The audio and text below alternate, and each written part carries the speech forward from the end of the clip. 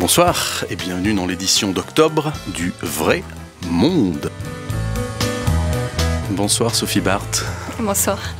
Ravi de vous recevoir sur Fréquence Protestante.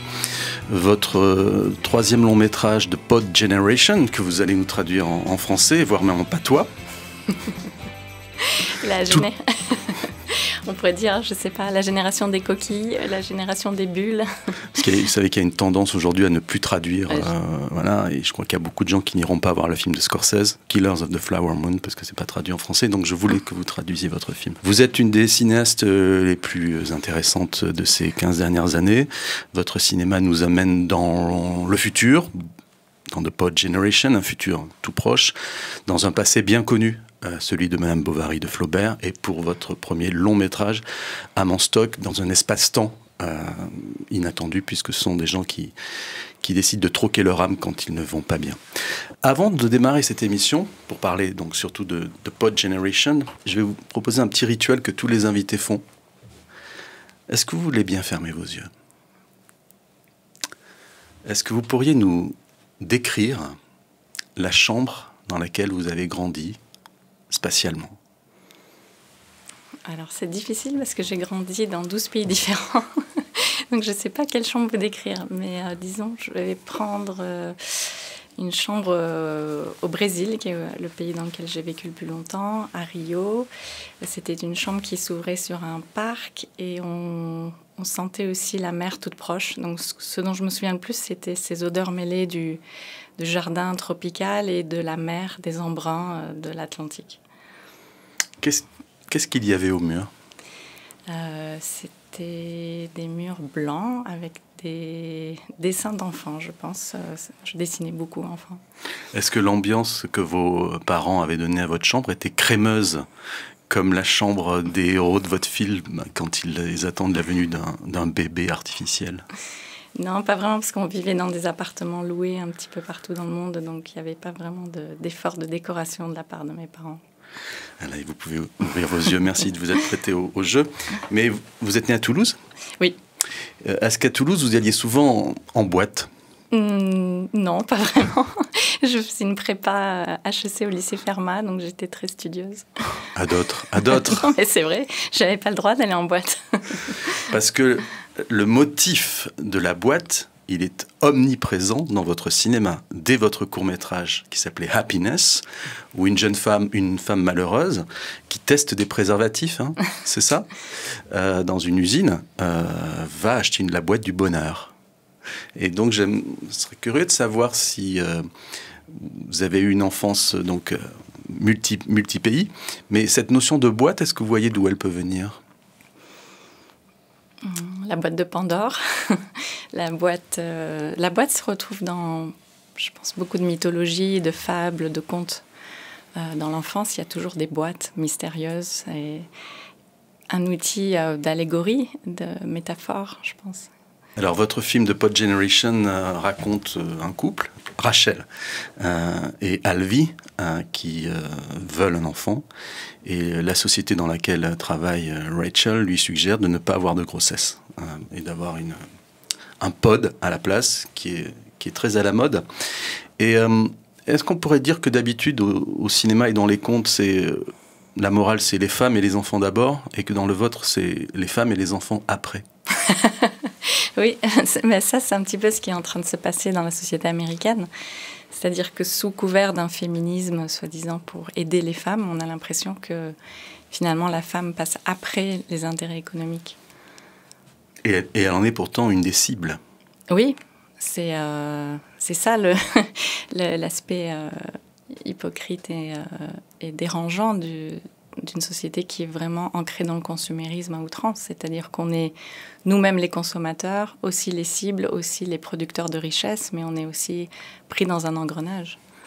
Et puis des victimes consentantes aussi. Oui, c'est pour ça que l'univers du film est très séducteur. C'est-à-dire qu'on ne se rend même plus compte qu'on est... quand on est sur les réseaux sociaux, par exemple, c'est gratuit, tout est gratuit. On a l'impression que c'est un service qu'on nous rend, alors que c'est nous qui donnons nos données. C'est nous qui sommes tout le temps analysé, décortiqué par l'algorithme. Il y a un documentaire très intéressant, je ne sais pas si en France il a été aussi vu qu'aux États-Unis, qui s'appelle The Social Dilemma, qui était sur Netflix, et qui parle exactement de ça, du fait que on est devenu, en fait, le produit, c'est l'être humain. C'est-à-dire qu'on est modélisé, algorithmisé, disséqué dans toutes nos envies, dans tous nos désirs. Et l'algorithme prédit mieux que nous ce qui est bon pour nous. Donc c'est déjà un système orwellien, puisque quand il y a une minorité de gens qui savent mieux que vous-même ce qui est bon pour vous, on est dans une sorte de totalitarisme culturel. Robert Redford a dit il n'y a pas très longtemps qu'on a reçu son biographe officiel qui est venu dans cette émission. Et Robert Redford disait que les dictatures venaient sous deux formes, soit via des tyrans, soit par les sourires. Quand on sourit sans arrêt au peuple, on est capable de lui faire gober n'importe quoi. Et effectivement, la société, donc Pegasus, dans laquelle ce couple, enfin surtout Rachel au début, se rend pour tenter d'avoir un bébé sans grossesse, tout le monde est souriant. Et plus dure sera la gifle. Oui, c'est exactement ça. C'est-à-dire que c'est une forme de fétichisation de la grossesse. Il y a une esthétique du sourire, de vous mettre en confiance pour vous faire acheter plus de services, de produits, de Pegasus. Et c'est ce qu'on voit dans la société américaine aujourd'hui. C'est une société très souriante, très affable. Quand on voit tous les jeunes CEO, chefs d'entreprise, des sociétés américaines, des réseaux sociaux, ils sont jeunes, ils sont souriants. Mais derrière se cache quand même une hypocrisie et un cynisme qui fait froid dans le dos. Alors, si on accepte la parenthèse, la belle parenthèse qui était Madame Bovary, que vous avez tournée dans Le Perche, votre nouveau film, donc The Pod Generation, démarre exactement là où votre premier long métrage à mon stock se terminait, c'est-à-dire au bord de la mer. Alors, Lacan vous dirait que la mer, M-E-R, c'est la mer, M-E-R-E, mais Jung, que vous aimez beaucoup, vous direz que les vagues, la mer, c'est aussi, ce sont nos états d'esprit qui vont, qui viennent.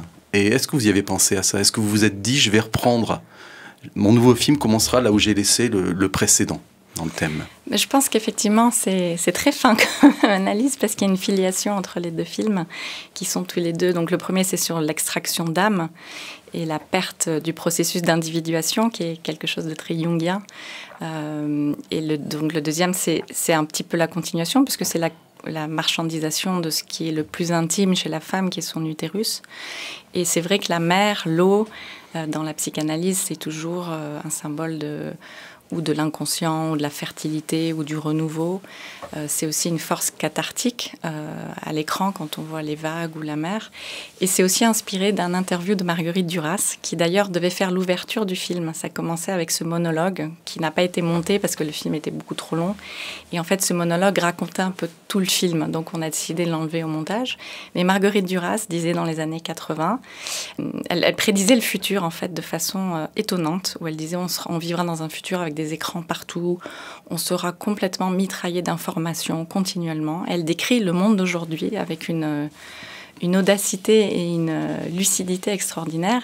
Et elle finit cette interview en disant « Mais on aura toujours la mer ». Et ça, c'est très Duras, de dire, sortir avec une phrase poétique en disant « Oui, on sera assommé de technologie, mais on aura toujours la nature ». Et donc, comme le film est aussi très inspiré par la philosophie de Spinoza qui dit on pense qu'on contrôle la nature, et plus on pense qu'on contrôle la nature, plus la nature nous rappelle qu'elle nous contrôle. Je voulais aussi faire un clin d'œil au fait qu'on appartient à la nature. Quoi qu'on dise, on est un élément de la nature et on n'est pas... On ne la contrôle pas, on est assujetti à elle plutôt. Vous vivez aux États-Unis avec votre mari qui est aussi votre directeur de la photo, et ça me fait penser à une phrase que disent beaucoup les Américains quand ils sont en galère. Ils disent « au moins nous avons Paris ». Vous vous souvenez de cette phrase qui est souvent récurrente? Oui, c'est ce que je pense aussi parfois en vivant à New York, qu'au moins de temps en temps je peux venir à Paris. On va écouter une bande-annonce de The Pod Generation. Alors, je précise tout de suite aux auditrices et aux auditeurs du vrai monde qu'elle n'est pas doublée. I've been having strangest dreams. Rachel, dreams are not reliable analytical material. That's so 20th century. Hi, Rachel. We're delighted to let you know that a spot has just opened up. We got a spot at the Womb Center. But I haven't told Alvy yet. He wants a natural child. Can we talk? Are you serious? You put us on a wait list to have a baby and an egg. No, it's not an egg. It's an egg. No, it's a pod. It's an egg. There we go. Things are evolving. We want fulfilled mothers. We want them to pursue their careers. We can't live in the past. So, let us do the heavy lifting while you enjoy your babies. Here is your contract. The uterus is a political issue. Oh, here we go.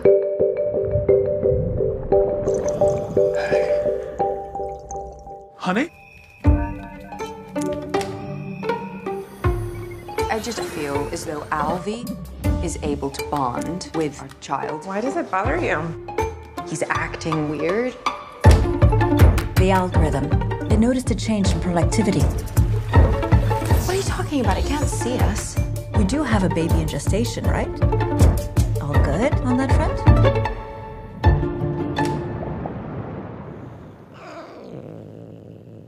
Non, non, vous n'êtes pas dans un épisode de Koh-Lanta. Vous êtes dans une séquence du film où une des membres actifs de cette société Pegasus montre aux parents comment un spermatozoïde va parvenir à être fertile et à donc vous procurer au personnage de Rachel un bébé. On est presque dans le film d'anticipation Wall-E, d'une certaine manière. Ouais. C'est-à-dire que en montrant les choses aux gens, même quand ils sont intelligents, car votre couple, ce sont des gens quand même éduqués, il est botaniste, on sent que c'est une femme quand même. Le simple fait de voir des spermatozoïdes sur des écrans, ça les fait presque changer de bord et basculer vers le côté obscur de la force. Oui, bien sûr, il y a une force de la biologie qui est tellement... On est sidéré face à l'intelligence et la force de la nature, c'est un spectacle qui se déploie, ils sont émerveillés comme des enfants en fait. Et c'est aussi très inspiré d'un film de Woody Allen, Everything You Wanted to Know About Sex, où il y a une séquence que j'adore où Woody Allen est déguisé en spermatozoïde et il joue son harmonica, il ne veut pas sauter dans le vide, il ne veut pas aller fertiliser cet ovocyte et il se demande ce qu'il fait là en fait. Il a une crise existentielle au moment de féconder et c'est une séquence qui m'est restée gravée dans l'esprit à jamais et je pense qu'il y a une forte influence de Woody Allen dans ce film. À tel point que Alvy, c'est le prénom oui. de Woody Allen dans Annie Hall. Oui, c'est un hommage. Mais je sais qu'on n'a plus le droit de dire le mot Woody Allen quand on est une réalisatrice, donc il faut faire très attention. De toute manière, avant de replonger dans le contenu de votre film, il y a quand même beaucoup d'allusions. Le chat s'appelle Carl, comme Jung. Oui, ah bah, vous êtes vraiment perspicace. Bah, j'ai vu le film. Je pense que personne n'a compris que c'était Carl Jung. Mais... Ah, c'était Jung ou Marx. Oui.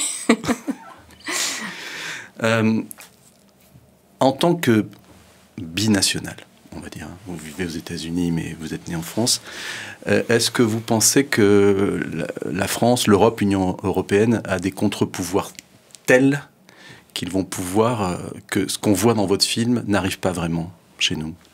Ben, je pense qu'effectivement, en Europe, il y a une régulation beaucoup plus forte et il y a un débat éthique et philosophique en amont des inventions technologiques qui permet quand même de stopper certaines avancées technologiques. Aux États-Unis, ça n'a rien à voir. Ils ont beaucoup de mal à réguler et ils régulent en général quand c'est déjà trop tard.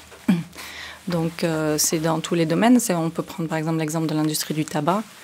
Ils ont commencé à réguler vraiment tard et là, ils ont démantelé. Donc, ça se fait par à-coups, ça se fait souvent assez violemment quand il y a une régulation pour protéger le consommateur. Mais il n'y a pas vraiment de... Là, il y a une prise de conscience sur l'intelligence artificielle, mais la technologie se déploie de façon tellement rapide avec une exponentialité telle qu'il est difficile, je pense, pour le Congrès américain de comprendre comment réguler. C'est déjà pratiquement trop tard. Quand on voit que ChatGPT a été déployé en janvier et a eu 100 millions de consommateurs, de gens qui ont donné un petit peu d'eux-mêmes au chatbot en 2 mois, 100 millions de personnes. C'est comme si on mettait un médicament de traitement pour le cancer qui n'a pas été testé et on le met sur le marché et on voit s'il y a des effets secondaires. Donc ça n'aurait jamais dû être autorisé. Et c'est déjà... donc ça va beaucoup plus vite que ce que la régulation peut prendre en compte, en fait. Alors, il y a des enquêtes récentes qui montrent que la foi baisse aux États-Unis. Qu'il y a des gens qui se déclarent moins croyants qu'avant. Est-ce que vous iriez jusqu'à dire, comme vous l'avez dit presque dans un entretien, qu'aux États-Unis, la religion est très importante, mais la spiritualité l'est moins. Les gens se questionnent plus sur leur religion et moins sur leur spiritualité, c'est-à-dire leur âme et leur connexion à la nature, mais aussi à leur dualité. Vous le sentez ou pas? Peut-être dans une grande ville, ça se sent moins, mais... C'est difficile de juger un pays qui est si complexe, disons, sans faire des généralités ou sans dire de clichés, parce qu'il y a quand même des mouvements religieux très très intenses. Est-ce que c'est une religion qui est plus politisée que spirituelle? Peut-être. C'est un pays aussi où les sectes sont acceptées. Il n'y a pas de régulation sur... Donc il y a énormément de mouvements de culte et de sectes. Et puis il y a des mouvements religieux extrémistes, évangélistes. La scientologie, par exemple, est acceptée comme une forme de religion. Donc c'est très fragmenté. Et ça peut être très polarisé et très intense, en fait, dans des croyances qui deviennent souvent aussi liées à des théories du complot. Donc c'est difficile de démêler. Et puis en plus, New York, c'est un petit peu une bulle cosmopolite qui ne représente pas vraiment le reste des États-Unis. Donc oui, il y a peut-être... Enfin, je pense que le problème des États-Unis, c'est surtout le matérialisme. C'est un pays qui est... moi, je suis en train d'étudier un personnage qui s'appelle Edward Bernays, qui était le neveu de Freud et qui a apporté toutes les théories de son oncle pour développer le marketing dans les années 30 aux États-Unis. Et c'est un petit peu lui le père du consumérisme américain. Et c'est très étonnant parce qu'il est arrivé aux États-Unis en disant... Vous ne faites pas les choses comme il faut. Il est allé parler aux chefs d'entreprise de Ford, General Motors, tous les grands chefs d'entreprise américains. Il leur a dit, vous essayez de vendre des produits, il ne faut pas vendre des produits, il faut vendre le désir. Et là, il a complètement retourné la machine de PR et de marketing en se disant, il faut manipuler, en fait. Il faut commencer à faire de la propagande pour vendre des produits. PR, relations publiques. Relations publiques, pardon. Et donc, il y a une culture aux États-Unis du consumérisme à outrance. Et de l'accumulation de biens matériels qui serait liée à une forme de bonheur. Je trouve que dans le nouveau cinéma d'aujourd'hui, il y a beaucoup de gens qui sont des archivisuels, je ne vais pas les citer, dans lesquels la réflexion est un peu en deçà, c'est-à-dire que c'est une expérience visuelle, et d'autres, au contraire, sont des archi-conceptuels avec des images qui sont souvent pas à la hauteur. Vous, c'est les deux. C'est-à-dire, le choc, ce qui a déterminé un peu votre envie de faire du cinéma, c'est Persona de Bergman. Oui. Vous avez vraiment recherché... Persona, donc un film sur la dualité, sur la folie aussi. Qui est qui devient-on? Et en même temps, dans les entretiens que vous venez de donner pour votre film, vous citez Orwell, Aldous Huxley, des écrivains qui s'interrogent sur le sens de la vie. Est-ce que c'est un mariage difficile pour vous dans les films de garder à la fois la notion de spectacle? On fait un film avec des acteurs connus et en même temps on veut faire passer un message ou en tout cas un portrait. C'est pour ça que j'aime beaucoup la science-fiction en fait. Je ne sais pas si c'est vraiment un film de science-fiction à 100%, mais au moins quand on se projette dans un futur proche, on peut inventer les règles déjà qu'on veut pour ce monde-là et on peut surtout s'interroger sur des questions philosophiques, éthiques, morales et sur le devenir de l'humanité. Et moi c'est ça qui m'intéresse en tant que cinéaste. Et surtout vivant, me sentant un petit peu tiraillée entre deux cultures, d'observer le pays dans lequel je vis, donc les États-Unis, depuis bientôt 22 ans où j'ai fait mes études de cinéma. Et j'ai l'impression qu'au quotidien, je vis dans de la science-fiction, en fait. Parce que c'est pas une culture que je comprends complètement et je vois des choses qui m'interpellent et je me dis qu'en tant que cinéaste, il faut en parler. On peut pas faire l'autruche. Peut-être si je vivais en France ou dans un autre pays, je ferais d'autres types de films. Mais c'est vrai que toutes ces questions aux États-Unis sur le rapport au corps, le rapport à l'âme, le rapport à la spiritualité, au matérialisme, c'est des thèmes qu'on ne peut pas ne pas les voir. Le rapport d'une société qui est follement amoureuse de la technologie, c'est l'hubris un peu. Je pense que les États-Unis, c'est le pays d'Icare. C'est-à-dire que on continue, on va de l'avant, ce qui est la force des États-Unis, mais qui est aussi sa faiblesse. C'est-à-dire qu'on va toujours de l'avant pour créer, pour innover, mais on peut aussi, dans le processus, se brûler les ailes et la chute peut être très rude. Et c'est très intéressant d'ailleurs de comparer quand on voit comment les États-Unis se comportent face à l'intelligence artificielle, comparé à la Chine, par exemple. La Chine, ils ont déjà vécu la crise de l'opium, donc ils ont déjà vu ce que c'était d'avoir une population addicte à quelque chose. Donc ils ont tout de suite régulé très très fortement TikTok, tous les réseaux sociaux. Il y a des heures, on peut l'utiliser 1 heure par jour si on a 14 ans. À 10 heures du soir, ça s'arrête pour tout le monde, ça reprend à 6 heures du matin. Ils ont bien compris que c'était une forme d'addiction. Les États-Unis commencent à peine à se dire que c'est une forme d'addiction pour les adolescents. Donc c'est étonnant de voir qu'il y a un mouvement de retard sur 2 cultures qui sont diamétralement opposées. Et je ne fais pas du tout l'apologie de ce que fait la Chine sur plein d'autres domaines, mais dans ce domaine particulier, ils ont eu la sagesse de se dire c'est pas bon pour les gens, en fait, il faut le réguler. Donc voilà, j'ai dévié, pardon. C'est les meilleurs moments de l'émission, quand l'invité dévie. Vos personnages vont chez le psy, et le psy, c'est un robot. C'est un robot d'intelligence artificielle, donc on les voit comme ça dans des scènes vraiment singulières, vraiment extraordinaires. Elle y va d'abord seule, il y va lui, pour essayer d'être convaincu, puis ils vont ensemble. La psy, elle a une voix de femme. Oui, elle est séductrice. Parce que les hommes ne savent pas séduire. Hein. Non, mais disons que dans l'image, c'est vrai que c'était aussi une satire du fait que toutes les voix de chatbot, Siri, Alexa, c'est toujours des femmes. Quand il y a des annonces à l'aéroport, c'est toujours des voix de femmes. Mm-hmm. Il y a quelque chose d'enveloppant et de séducteur ou qui doit rassurer les gens, le fait que ça soit une voix de femme. Même nos voix de GPS, de plus en plus. Voilà. Il y avait des hommes au début, mais... c'est pratiquement toujours des femmes. Je voudrais vous questionner sur l'esthétique de votre film. J'ai lu que vous aviez fait des prises sur le tournage avec des tonalités visuelles différentes, aidé en ça par votre époux, donc, qui est directeur de la photo. Au montage, éventuellement, peut-être bifurquer vers un peu plus de folie ou un peu plus de rationnel. C'est un peu ça. C'est comme des remixes, en fait. Vous voulez dire au point de vue de l'interprétation ? Ou de l'interprétation, oui, ou peut-être même de certains cadrages, je ne sais pas. Non, ça, je pense que ça a dû être une erreur de traduction d'un interview. C'était la tonalité des intonations en fait, des acteurs, de l'interprétation. C'est vrai qu'on s'est donné un petit peu de marge parce que j'ai un problème, c'est que je veux faire des comédies un peu slapstick, mais qui sont aussi un peu mélancoliques et qui parlent de sujets existentiels parfois assez profonds. Donc, comment manier le ton et comment arriver à un ton unique pour un film, c'est une question très très difficile qu'on trouve parfois au montage.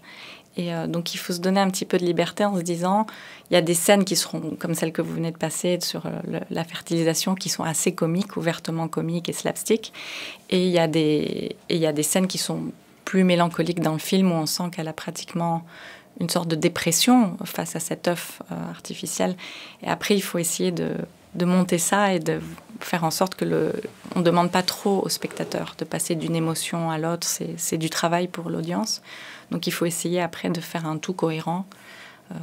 Voilà. Votre film, il aborde un tabou, en tout cas une nouvelle frontière ultime, c'est-à-dire être maman sans donner la vie soi-même. Jacques Demy avait fait un film sur les hommes qui enfantaient, l'événement le plus important depuis que l'homme a marché sur la Lune. C'était Mastroianni qui devenait papa. Malgré tout, ce qui est beau dans votre film, sans divulguer la fin, c'est qu'il y a une rébellion. Il y a une forme de résistance, effectivement. Ou de résistance. Et ça, c'est aussi inspiré de cette interview de Marguerite Duras, qui disait, malgré tout, cette technologie qui va nous assommer et ces informations qui vont nous parasiter à longueur de journée, on aura toujours la littérature. Donc on aura la mer et on aura la littérature et il y aura toujours des gens qui vont résister et reprendre un livre.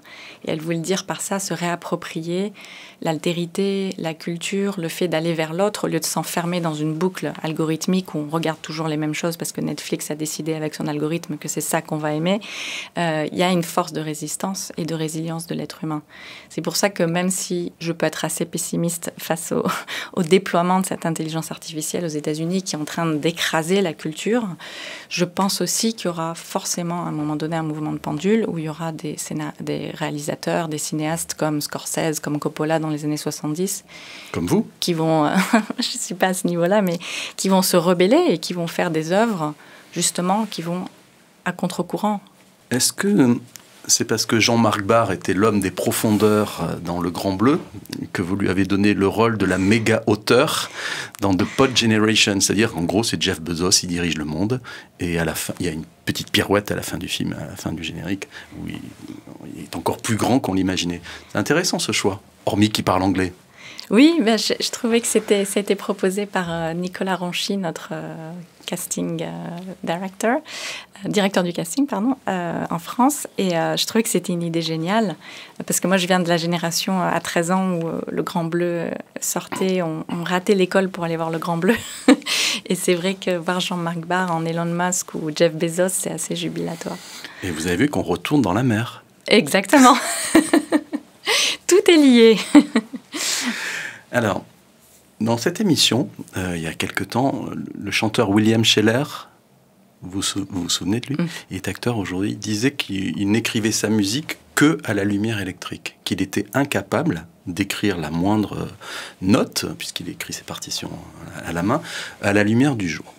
Alors, quand on écrit The Pod Generation, où il faut penser aussi à des décors, mais aussi des dialogues, la psychologie, ça se passe comment, la gestation d'écriture ? Vous avez varié les lieux d'écriture ou vous aviez des rituels ? Non, moi, c'est très, très lent quand j'écris un film parce que ça vient souvent de strates. Ça vient de la vie qui s'accumule, en fait. Donc, les premiers, je pense, moments de création de ce film viennent des rêves que j'ai faits quand j'étais enceinte de ma fille il y a 13 ans. J'ai un carnet de rêves, comme je suis très jungienne. Et donc, j'ai noté ces rêves et la plupart de ces rêves sont dans le film. Et après, il y a la vie, en fait, qui passe et qui vous donne d'autres sources d'inspiration. Il y a la littérature, donc Le meilleur des mondes d'Aldous Huxley, George Orwell, des films comme Her de Spike Jonze. Donc après, c'est un processus un petit peu mystérieux, cette gestation. Mais j'écris beaucoup dans la nature, en fait. Je me déconnecte, je regarde plus le téléphone, j'éteins tout, Internet, et je vais dans la nature par tranche d'une semaine ou deux pour écrire et réfléchir. Alors, pour celles et ceux qui vont aller voir votre film, donc qui est actuellement en salle, moi, il y a deux choses qui m'ont frappé et que je recommande aux spectateurs de noter, quitte à être en désaccord avec moi. C'est que dans votre film, on ne hausse quasiment jamais le ton. Il y a très peu de séquences où quelqu'un parle plus fort, etc., comme si c'était la marche lente du capitalisme, qu'il est finalement très très dur de manipuler. Alors, est-ce que ça vient de votre caractère ? Vous êtes une femme visiblement douce, visiblement. Ou est-ce que c'était une volonté de montrer un monde anesthésié ? Un petit peu, je pense qu'ils sont un petit peu assommés par cette société qui décide tout pour eux, en fait. Il n'y a pas beaucoup de liberté personnelle dans un monde où la société pour laquelle vous travaillez vous pousse à vous reproduire d'une certaine façon. C'est une intrusion dans l'intimité des gens. Et je pense qu'ils sont un petit peu... c'est ce que je trouve un peu aux États-Unis, qu'il y a une forme d'attentisme. En France, on est plus rebelle, on manifeste. Il y a plus de manifestations, il y a plus de... Mais aux États-Unis, les gens, je pense, sont un petit peu assommés. Parce que c'est vrai que le coût de l'éducation, le coût de l'accès à la santé, tout est tellement pratiquement inaccessible que les gens travaillent. Ils travaillent et ils n'ont pas le choix, en fait. C'est dur comme société. C'est pas... Ça a l'air comme ça. L'apparence dans le film, c'est qu'il y a un confort matériel, mais il y a une dureté dessous. Une dureté, je pense, qui vient justement d'un manque de confort de l'âme, en fait. Dans le film LOL, vous vous souvenez de LOL, le film français avec Sophie Marceau? Dans le remake américain avec Demi Moore, à la place de Sophie Marceau, il y a un des personnages qui dit en France, le gouvernement a peur du peuple, aux États-Unis, le peuple a peur du gouvernement. Oui, ils sont très anti-gouvernement aux États-Unis. Ils ont l'impression que le gouvernement veut toujours leur prendre quelque chose. Donc c'est pour ça qu'il n'y a pas d'infrastructure publique. Quand vous allez à New York aujourd'hui, c'est une ville, parfois on dirait bombée, c'est une ville qui n'a pas des infrastructures rénovées, qui est un petit peu en train de péricliter, alors que c'est une des villes les plus riches du monde. Donc il y a beaucoup de choses qui ne collent pas, en fait. Mais c'est parce qu'il y a cette dureté d'un capitalisme qui a cessé d'être éclairé, en fait. C'est un capitalisme redondant qui est là pour créer plus de richesses. Et quand on a plus de richesses, on crée plus de richesses à partir de ces richesses. On n'est pas dans un cercle vertueux d'un capitalisme, je dirais, comme dans les pays scandinaves, où c'est réinvesti pour le citoyen, Non, c'est accumulé, en fait. Et je pense qu'au point de vue chiffre, je crois que 90% des gens détiennent... 1% des gens détiennent 90% des richesses aux États-Unis. Donc, c'est pas démocratique, vraiment, en fait. Et dans votre film, il y a cette phrase lapidaire où un personnage dit, presque en s'en foutant, « Oh, bah, il y a très longtemps que l'État n'investit plus dans l'éducation. » Oui. Ça, c'est vrai qu'il y a des écoles publiques qui sont très bonnes aux États-Unis, mais c'est vrai qu'il y a énormément d'États qui ont désinvesti de l'éducation parce que les gens préfèrent payer dans le privé pour s'assurer qu'on leur enseigne aux enfants ce qu'ils veulent déjà. Il n'y a pas de ministère de la culture, de l'éducation, ni de la culture d'ailleurs. C'est vrai que Jeff Bezos avait un grand projet d'ouvrir une université Amazon et veut rentrer dans l'éducation. Donc quand on voit que des sociétés comme ça, qui sont des grands supermarchés, veulent aussi rentrer dans la santé et dans l'éducation, on se dit qu'il y a une défaillance de l'État quelque part qui n'est pas assez présent ou qui abandonne le combat. Et c'est très difficile aujourd'hui pour, je pense, les Américains d'attirer, on voit pour les candidats présidentiels même, d'attirer des gens vers la politique. Les gens préfèrent aller dans le secteur privé. Dans votre film, donc je rappelle le couple Rachel et Alvy, les rêves, c'est elle qui les fait. Il y a des séquences de rêves, où on retourne à la réalité. Mais finalement, lui est plus dans le concret.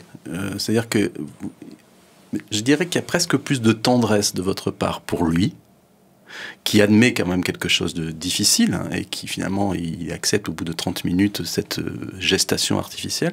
Elle, il y a quand même beaucoup plus de zone d'ombre sur elle. On voit pas une évolution comme ça vers la joie. Au contraire, on voit plutôt des freins ou une soumission, etc. Est-ce que c'est vrai d'abord ce regard et comment vous l'avez voulu à l'écriture? En fait, c'était, je pense, oui, voulu, et c'était pour montrer que c'est toujours plus difficile pour la femme. Quoi qu'il arrive, c'est plus difficile. Et c'est ça qui est un peu énervant avec le personnage d'Alvy, c'est que lui, comme il est très connecté à lui-même, à la nature, une fois qu'il accepte de faire ce pod, il se pose plus de questions, il est tout content d'avoir ce pod, il s'attache à ce pod, et au lieu d'y voir la technologie, il y voit un enfant. Il s'en fiche complètement que ça soit qu'il y ait une application. Mais elle continue dans son ambivalence. Elle est tiraillée entre le désir d'être la femme parfaite, la mère parfaite, dont parlait Winnicott. Je ne sais pas si vous connaissez le psychanalyste anglais que j'aime beaucoup. J'ai beaucoup relu pour faire ce film, qui parlait du concept de good enough mother. Ça suffit d'être une mère assez aimante, assez présente. On n'a pas besoin d'être toujours la mère parfaite. Et il y a une sorte d'injonction aux États-Unis pour les femmes d'être la professionnelle parfaite, la mère parfaite. Et donc la femme, en fait, elle est tiraillée dans tous les sens, elle perd à tous les niveaux, avec un féminisme qui est quand même assez brutal, je trouve, parfois, dans les attentes pour les femmes. Et donc c'est pour ça, cette femme, finalement, elle est le produit et le sujet de toutes ces choses qui lui tombent dessus, en fait. Pour lui, c'est un petit peu ça qui énerve dans son personnage aussi, quand il dit « mais je ne comprends pas pourquoi tu as un problème, ça va très bien ». Et elle lui dit « mais moi, ça ne va pas du tout ». Et donc, c'était aussi de se dire que pour l'homme, en général, c'est un petit peu plus facile quand même que pour la femme. Merci beaucoup, Sophie Barth. Je voudrais qu'on écoute alors un extrait de votre premier long métrage, À mon stock. Oui, enfin, c'est un éléphant. C'est exact. Oui. Bien, vous êtes déjà allé au cirque et vous avez déjà vu des éléphants paisiblement attachés à un petit piquet en bois. Voyez-vous, lorsque l'éléphant est jeune et encore relativement faible, on l'attache à un bon gros piquet. Une fois adulte, peu importe qu'il soit devenu grand et fort, il continue de penser qu'il ne peut pas se libérer. Oui, c'est juste. Bien des gens dotés d'intelligence sont semblables à ces éléphants de cirque. Jamais ils ne questionnent les limites qu'ils se sont imposées. C'est alors que l'âme joue le rôle de ce piquet. Il vous faut briser les chaînes. Ok, je crois avoir saisi Dr. Flinstein, mais je crois aussi que ma situation est un tout petit peu plus compliquée. Quand on a une tumeur, on s'en débarrasse. Une âme, disons, viciée, c'est comme une tumeur. Mieux vaut s'en débarrasser. Je ne crois pas que mon âme soit viciée, docteur. Viciée, c'est... Je veux juste pouvoir jouer cette pièce. C'est exactement ce que nous proposons. Non, je suis désolé, non, tout ceci, c'est insensé. Non. Avez-vous pensé à ma famille et à ma femme? Il ne s'agit pas de votre famille, non. Il s'agit de vous. Paul Giamatti et David Strathairn, c'est ça, dans votre film À mon stock. Dans tous vos films, y compris Madame Bovary, il y a une figure tutélaire qui revient sans arrêt, c'est le bonimenteur. C'est vrai. Au bout de 15 minutes, Emma Bovary reçoit la visite d'un vendeur de costumes, de tissus, qui va précipiter sa perte. Ouais, mais c'est le thème qui me hante, je pense, c'est le consumérisme. C'est-à-dire que Madame Bovary, c'est la naissance du capitalisme et du crédit, qui n'existait pas au XIXe siècle. Et l'heureux, il est la figure du capitalisme, en fait. Il lui propose un concept qu'elle ne connaît pas, qui est d'acheter à crédit. Et Paul Giamatti, qui porte son vrai nom dans le film, un peu comme John Malkovich dans la peau de John Malkovich de Spike Jonze. Donc c'est un homme qui joue Oncle Vania sur scène et qui, voilà, il voudrait se libérer de certains poids. Parfois, vous, quand vous préparez des films, vous auriez envie de muter, comme lui, d'avoir une autre âme pour un autre truc, ou est-ce qu'il vaut mieux au contraire être au contrôle? Ben justement, c'est ça la beauté d'écrire des scénarios ou d'être cinéaste, c'est de vous plonger dans l'âme des autres, en fait, d'être un peu un caméléon. C'est pour ça que j'adore Zelig, par exemple, le film de Woody Allen. C'est une profession qui vous permet justement d'expérimenter les sensibilités d'autres êtres humains, de les imaginer, de les façonner. C'est comme un jeu, c'est comme un jeu d'enfant, en fait. La dialectique dans Un stock, c'est un Américain va avoir l'âme d'une Russe, et une Russe vient aux États-Unis pour faire du trafic d'âmes, et pas d'armes. Vous avez vécu au Moyen-Orient, vous avez vécu en Amérique du Sud, vous vivez en Amérique du Nord, etc. À quel point vous pensez que être une citoyenne du monde influe sur vos scénarios, où on sent quand même une grande ouverture d'esprit de tous les personnages? Ils sont quand même prêts tous à avoir des expériences limites. Il y a toujours un ailleurs, même pour Emma Bovary, qui rêve d'aller à Rouen. Oui, c'est sûr que, comme disait Flaubert, les voyages forment la jeunesse. Je pense que c'est la plus belle forme d'éducation, c'est de s'ouvrir à des cultures qui vous sont étrangères. Et c'est vrai que mon enfance, j'ai passé à apprendre de nouvelles langues, à vivre dans des pays avec des repères complètement différents. Et c'est formateur, c'est sûr. Pour À mon stock, vous aviez le monteur du Sixième Sens, c'est ça? Oui, Andy Munshine. Oui. Film bien connu. En fait, c'était mon mentor au laboratoire de Sundance. Il était venu pour donner des cours et pour être conseiller sur des scènes qu'on tournait du film avant même de faire nos propres films. C'était un atelier que Robert Redford organise dans les montagnes en Utah. Et donc, on s'est bien entendu. Il m'a proposé de monter mon premier film.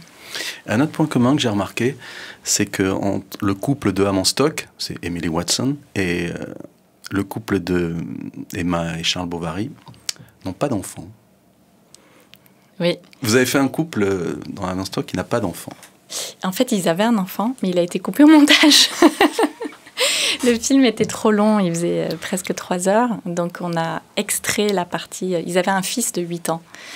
Et il y avait plusieurs scènes où il allait chercher son enfant à l'école, il allait le voir le soir, et il n'arrivait pas du tout à connecter avec son enfant une fois que son âme avait été extraite. Mais le film était trop long, on a dû faire des choix. Donc ça... Et dans Madame Bovary, moi je voulais remettre l'enfant, je pensais que c'était très important, mais j'ai pas écrit le scénario en fait, c'est un scénario qui m'a été... C'était une commande, et... Le scénariste ne voulait pas... On a eu beaucoup de débats au sujet de mettre l'enfant ou pas avoir l'enfant, mais il trouvait que ça rendait le personnage extrêmement détestable. D'en avoir ou de ne pas en avoir? D'avoir l'enfant, parce qu'elle le traite très mal. Elle traite sa fille très mal dans Bovary. Et moi, je pensais qu'il fallait aller jusqu'au bout du personnage. C'était une mère qui n'avait pas de sentiment d'affection pour sa fille. Il fallait le montrer. Donc, on a eu un peu un conflit là-dessus. Au tout début de votre carrière de réalisatrice de long métrage, vous citiez un magazine français qui s'appelait Brasil, et vous citiez Jerry Lewis. Et Jerry Lewis disait « Une comédie, c'est toujours quelqu'un qui a des problèmes. A man in trouble ». Bon, ça c'est le cas dans vos 3 films. Hein. Ce sont 3 personnages qui ont une décision à prendre. J'ai un enfant naturel ou pas, je fais Oncle Vania ou pas, je reste fidèle à mon mari ou pas. Quand vous étiez ado, vous aviez déjà ce ton d'entre-deux, c'est-à-dire de ne pas aller franchement vers le drame et de ne pas aller franchement vers la comédie? Oui, mais je pense qu'en fait, tout ce qui m'a formée, ce sont des œuvres qui sont comme ça à cheval au point de vue tonalité. Par exemple, mes pièces préférées sont les pièces de Tchekhov. Et on peut se dire que Tchekhov, c'est d'où Oncle Vania dans mon premier film. Tchekhov, ce sont des tragicomédies. On peut les jouer comme des tragédies, mais on perd complètement l'esprit de Tchekhov. Tchekhov, il pensait qu'il écrivait des comédies. Et c'est ça qui est drôle souvent, c'est que les auteurs pensent qu'ils sont de grands comiques et en fait, il y a une grande mélancolie. On ne peut même pas contrôler en tant qu'auteur, finalement, le ton, parce que le ton qu'on donne, c'est soi-même, c'est sa personnalité, c'est son âme, donc c'est assez complexe. Et on se croit plus comique qu'on l'est, ou on se croit plus profond qu'on ne l'est. Et en fait, le résultat, il est ce qu'il est, et on fait comme on peut, parce que faire un film aussi, on ne contrôle pas tout. On pense qu'on contrôle tout, et Woody Allen le disait, c'est que quand on est au montage, on voit le rêve qui s'effondre. On avait quelque chose en tête qui était parfait, qui était une construction, une illusion de maîtrise. Mais je pense qu'il faut avoir fait, même si on a fait 40 films, on peut se planter aussi, et que le film ne soit pas exactement ce qu'on avait en tête. Donc c'est un art très difficile. Yasmina Reza, l'auteur de théâtre, a dit au Monde qu'elle avait écrit sa pièce Art, qui a fait le tour du monde, comme un drame. Et le jour de la première, les gens riaient au bout de 5 minutes, elle était catastrophée, elle pensait que c'était la fin de sa carrière de dramaturge, et en fait, elle a été obligée d'admettre que les gens prenaient à la rigolade ce qu'elle avait écrit au sérieux, et que peut-être sa pièce était une comédie. Oui, ça se passe tout le temps. Là, je viens de voir May December de Todd Haynes, avec Julianne Moore et Nathalie Portman à New York, et Todd Haynes faisait un débat à la fin, et une des questions disait, c'est un film qui est très drôle, qui est kitsch, qui est camp. Il était choqué, il a dit « Mais non, mais pas du tout. Moi, j'ai fait un film comme Persona de Bergman, c'est très sérieux. » Et donc, on est aveugle à nous-mêmes, en fait, en tant que créateur, je pense. Et justement, est-ce que Andrij Parek, votre mari, qui était derrière la caméra, est-ce qu'il y a quelque chose de l'animus et de l'anima entre vous? Ah oui, probablement. J'aime beaucoup collaborer avec lui parce quand on crée un film ensemble, c'est le seul endroit en fait où on se dispute pas pour des problèmes domestiques absurdes comme qui va sortir les poubelles. On est dans la création et c'est très agréable de. Mais comment ça, Sophie Barth, vous n'avez pas chez vous un robot qui vous dit quel vêtement prendre, comme dans votre film? Qui désintègre la poubelle. Non, je vis une vie assez simple à New York.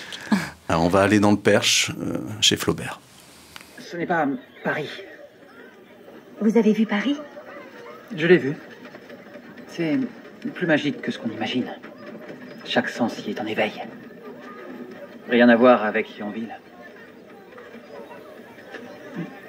Pardonnez-moi, je ne devrais pas dire cela. Vous venez tout juste d'arriver. Ici, pour être honnête, rien ne vient me nourrir l'âme au plus profond de moi. Je me sens honteux de dire ça. Non, surtout pas. La culpabilité ne mène à rien.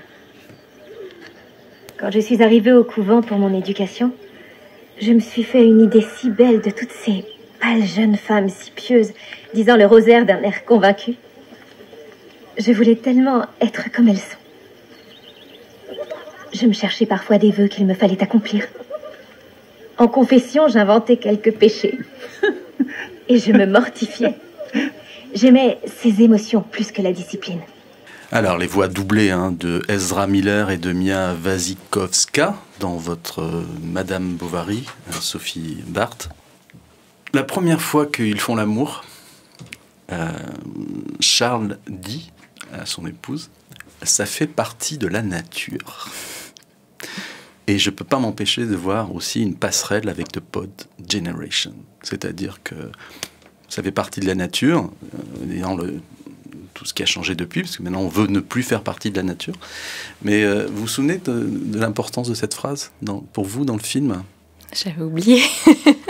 Comme quoi, c'est l'inconscient qui décide tout ça. Et pourquoi avoir choisi ce roman que jugé inattaquable? Maintenant, avec du recul, je me dis que c'était peut-être trop audacieux. Mais j'adore Flaubert, en fait. Je suis une inconditionnelle de Flaubert, de sa sensibilité, de son essence de l'esthétique, de sa vision de la femme aussi, qui était très... je pense qu'il voyait la vulnérabilité des femmes à cette époque déjà, et l'écriture aussi, la beauté de sa prose. Donc, je me suis dit, autant passer 3 ans en bonne compagnie, qui est la compagnie de Flaubert. J'ai pu relire toutes ses correspondances, me replonger dans son univers. Et c'est vrai que passer du temps dans le Perche à recréer ce monde visuellement, qui est si beau, qui est si poétique et délicat, c'était un vrai plaisir. Après, c'est vrai que c'est un petit peu audacieux pour un second film de s'attaquer à ça. Je voulais pas faire ce film, mais mon agent m'a tellement poussée en me disant... c'est une opportunité extraordinaire, fais-le. Donc je l'ai fait. Finalement, bon, je regrette pas, mais c'est... Vous pouvez en être fier de ce film. Vous pouvez en être fier de ce film. Il est très beau. Et c'est un médecin, Charles. Pur hasard, évidemment, vous ne pouvez pas changer son métier, mais enfin, je veux dire, le monde médical est omniprésent dans vos films. Oui, chez Tchekhov aussi, il y a toujours un médecin. C'est des thèmes qui se recoupent. On choisit des choses aussi par des pulsions inconscientes. On s'en rend compte après. Vous devez être fatiguée, non, Sophie, de faire toute cette promo en ce moment? Vous n'avez pas des petits creux? Alors, écoutez, je vais vous proposer de manger un peu. Ah, une figue. Mais elle vient de l'arbre. Alors, c'est une figue. Ah, vous n'êtes pas obligé de la manger, elle est un peu mûre. Elle est belle. Maintenant. C'est parce que dans... The Pod Generation, Alvi est botaniste et il y a une séquence vertigineuse où il propose à des adultes de manger un fruit et il refuse parce que le fruit vient de l'arbre et que donc c'est presque de la pornographie. Il vaut mieux l'acheter sous plastique. Et dans Madame Bovary, un des premiers gestes, c'est la pomme qui est prise dans l'arbre, dans le pommier. Où va-t-on à votre avis, Sophie, dans notre rapport à la nature? En fait, cette scène de la figue, elle est inspirée par une scène vraie qu'un botaniste de New York m'a racontée. Il enseignait donc à l'université de NYU, je pense. Il a amené ses étudiants en biologie en voyage en Italie. Et quand il leur a proposé de goûter une figue de l'arbre, ils ont tous été, ils étaient paralysés. Ils ne voulaient pas la goûter en se disant c'est toxique. Parce qu'ils étaient habitués aux figues sous cellophane du supermarché. Et il me racontait cette histoire en me disant que ça l'avait profondément attristé de voir que ces jeunes qui se dédiaient à la biologie, à étudier, à faire des carrières de botanistes, n'avaient aucun rapport à la nature. Ils avaient un rapport de consommation, d'assujettissement, de contrôle, mais pas de... Ils n'étaient pas inspirés ou connectés avec la nature puisqu'ils n'y vivent pas. Donc en fait... Moi, je pense que notre gros problème face à la nature et au changement de climat, c'est qu'on ne peut pas protéger quelque chose et l'aimer si on ne le connaît pas. Donc, comme on est de plus en plus déconnecté dans des villes comme New York, l'accès à la nature est très difficile, très cher, c'est loin. Ça va être difficile de l'aimer et de la protéger. Juste un petit mot avant de recevoir une invitée. J'ai appris et j'ai vu, mais je l'ai vu, puis je l'ai appris, que dans Madame Bovary, vous n'aviez pas forcément voulu être fidèle exactement aux costumes que portent les personnages, mais vous vouliez que les costumes dont vous avez donné la fabrication à des costumiers français, disent quelque chose et accompagnent le parcours vers la mort de Emma Bovary. Oui, alors ça, c'est le grand maître Christian Gasque et Valérie Ranchou, qui sont des costumiers français exceptionnels. Et je les ai choisis justement parce que leur spécialité, c'est le film d'époque. Et surtout, leur grande spécialité, c'est la psychologie du costume. C'est-à-dire que le costume raconte une histoire. Donc, ils se sont permis, par exemple, de faire des cols Mao pour montrer que Madame Bovary rentre en guerre, en fait, pour sa libération. Des couleurs qui sont des codes. Quand elle porte la robe violette, c'est la robe du poison. Elle est en train de s'auto-empoisonner avec cet adultère. Donc, il y a tout un travail qui a été fait sur les costumes et sur la symbolique des couleurs et des anachronismes qui, en fait, racontent l'histoire parfois mieux que le dialogue. Alors, vous nous aviez dit qu'à Toulouse, vous sortiez jamais, vous passiez votre temps à étudier. C'est pour ça que je suis heureux de vous présenter quelqu'un de sérieux comme vous. Bonjour Léa Nicolino. Bonjour. Approchez-vous du micro, Léa. Léa est étudiante en communication et production audiovisuelle et elle a écrit un mémoire qui s'appelle « Reconfiguration de la maternité dans la science-fiction féministe ». Et elle avait quelques petites choses à vous dire ou des questions à vous poser. Déjà, bravo Sophie pour ce film qui est très audacieux. La première question peut-être porterait sur le genre. Pour moi, c'est un film de science-fiction féministe dans la mesure où tout à l'heure vous parliez d'un débat philosophique. Donc voilà, je pense que ce film s'inscrit dans un débat philosophique que les écrivaines et philosophes féministes ont porté. Donc on peut distinguer plutôt deux camps, un camp qui se dirigerait vers le transhumanisme et un autre camp qui se dirigerait plutôt vers un retour à la nature et à l'expérience corporelle, et donc d'une nécessité de la maternité pour ce qui signifie que d'être humain. Qu'est-ce que vous en pensez vis-à-vis de ça ? C'est mieux dit que ce que je dirais moi-même, donc c'est très bien. Oui, je pense qu'il y a une forme de satire du transhumanisme et de tout ce dont on vient de parler, le fait que c'est l'hubris en fait de cette technologie et de déposséder la femme de son utérus afin de mieux le commercialiser. C'est ça qui est inquiétant. Donc c'est une science-fiction un peu dystopique, mais en même temps c'est une fable surréaliste et comique. Donc c'est difficile à décrire comme genre en fait. Ça tombe dans plusieurs cases. Et tout à l'heure, vous avez parlé de Marguerite Duras, mais est-ce que vous avez aussi d'autres écrivains qui vous ont inspiré ? Non, j'ai lu que Duras. Et Jerry Lewis. Et sinon, j'avais une question aussi qui est peut-être un peu différente, qui porterait sur la création artistique. Vous aviez parlé de toute cette puissance que représentent les algorithmes. Est-ce que vous ne pensez pas que justement la rébellion passera aussi par les artistes, les réalisateurs, dans la mesure où je pense par exemple qu'il y a des films aux États-Unis qui sont maintenant coécrits avec des intelligences artificielles. Il y a des entreprises qui aident les sociétés de production à écrire des scénarios. Est-ce que c'est aussi un peu une allégorie de ces choses-là ? Justement, on vient de vivre le plus grand soulèvement humain contre l'intelligence artificielle dans le milieu culturel, qui est la grève à Hollywood des scénaristes, dont je fais partie de la WGA, le syndicat des scénaristes. Et heureusement, on est arrivé à un accord. Mais le plus gros volet de cette grève, qui a duré pratiquement 6 mois, c'était l'intelligence artificielle et le fait que les scénaristes américains ne veulent pas que les studios américains utilisent ChatGPT et l'intelligence artificielle pour écrire des scénarios, en pillant en fait la propriété intellectuelle de scénarios qui ont été écrits sur des générations entières. Donc maintenant, ça va être régulé, c'est-à-dire qu'on pourra utiliser le ChatGPT en tant que scénariste comme outil pour s'aider, mais on ne pourra pas avoir des films entièrement écrits par l'intelligence artificielle.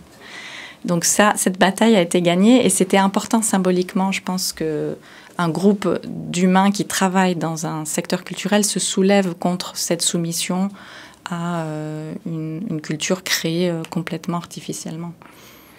Léa, vous pensez avoir des enfants ? Plus tard ? Ah oui, pas aujourd'hui. Hein. Tout de suite, il faut décider. Oui, peut-être. Et alors, quand tous les films que vous avez donc passés au crible pour votre mémoire, ça a remué les choses sur la possibilité pour vous d'être maman, comment, quand, avec qui, où ? Au départ, oui, ces films-là dont j'ai parlé, notamment Titane de Julia Ducournau, qui est un film que j'adore. c'est des films qui peuvent faire peur et parfois qui peuvent peut-être, du point de vue du spectateur, repousser. Et on peut se dire non, je ne vais pas avoir d'enfant parce qu'en fait, il y a vraiment une représentation aujourd'hui dans la société qui peut être un peu horrible.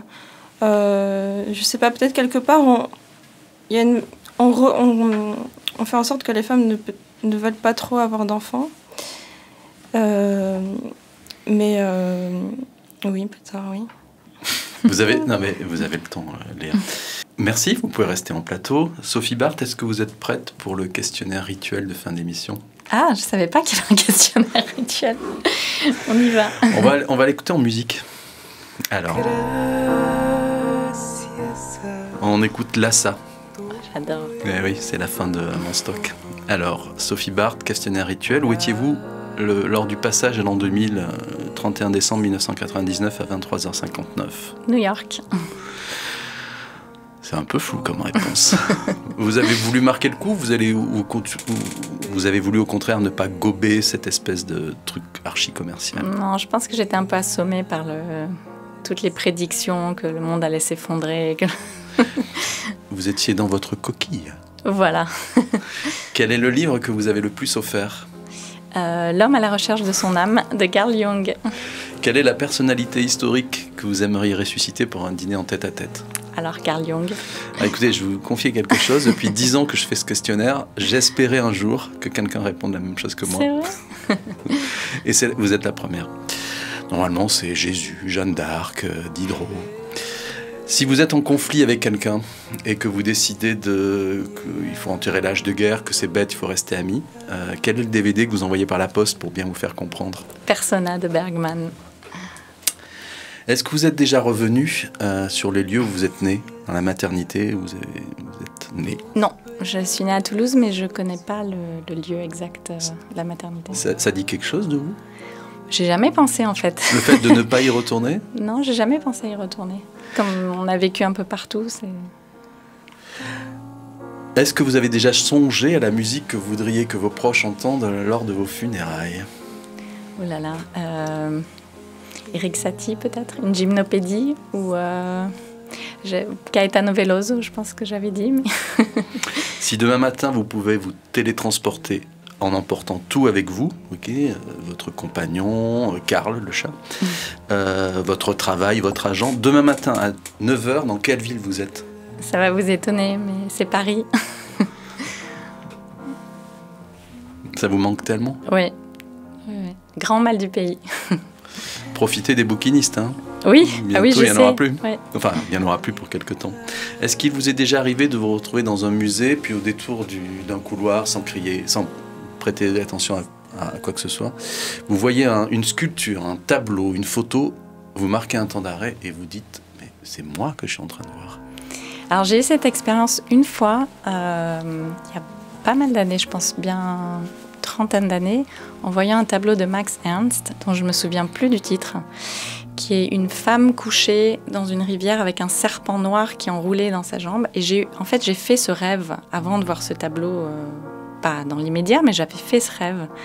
Et en voyant ce tableau, j'ai eu l'impression de revoir ce rêve. Et c'était très, très troublant. Et je me souviens plus du nom de ce tableau. Il est très connu, c'est un serpent qui monte sur la jambe d'une femme.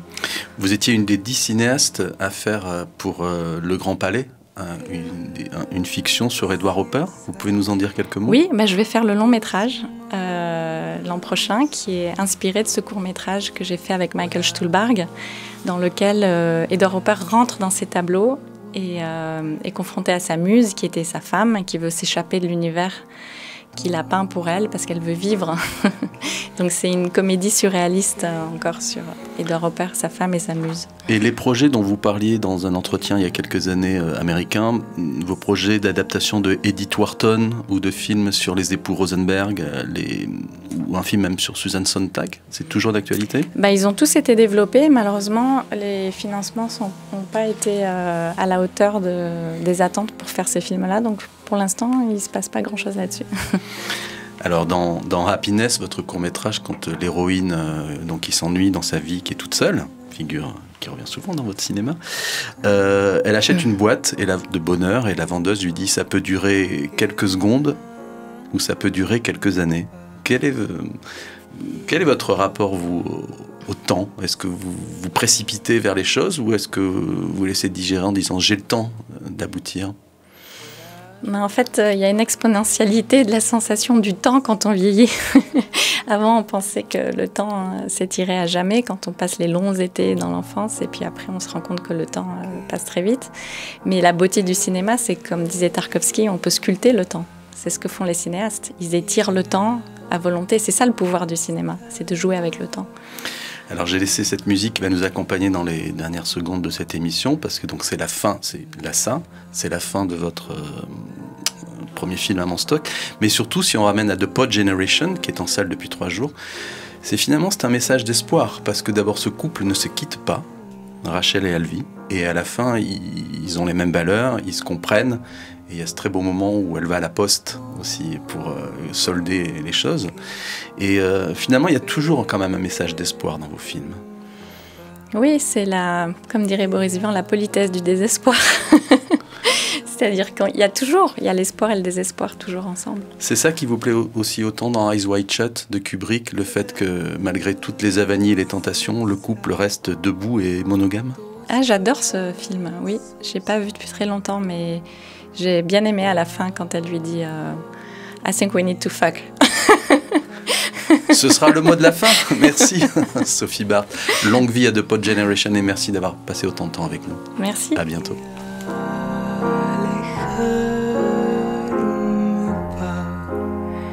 He got